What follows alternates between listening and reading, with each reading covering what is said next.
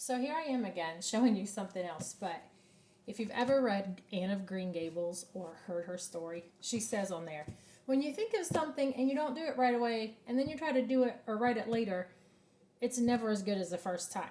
And that's how I feel too. So this is a discount item in the store. It's Reese's Peanut Butter Cup Thins.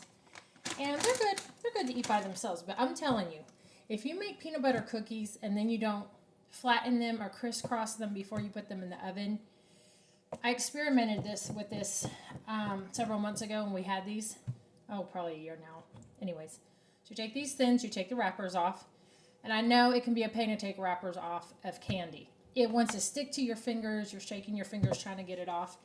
But I found out by accident, if you make your fingers wet and then keep them a little bit wet, those papers do not stick to your fingers. It makes it super easy. So as soon as these cookies come out of the oven, you take these and just gently, don't smash them hard, just gently put them into the cookies. Now my daughter was just down here trying to eat some, and she couldn't even pick them up at first because they were so hot. But she loves these, and actually tonight I only made a half a batch because it makes about 30 cookies for half a batch. And honestly, they're so good. You just eat them and eat them and eat them. And so we don't want that to happen these days because I don't need to be eating this many cookies.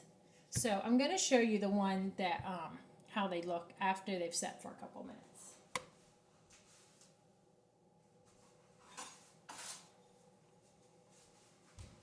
So here's a cookie that sat for a couple minutes.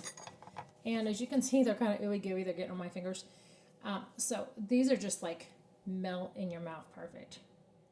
You know, that chocolate's just oozing. Woo! Anyways, super yummy. I actually like to let them sit up a little bit before I eat them, but this one's falling apart.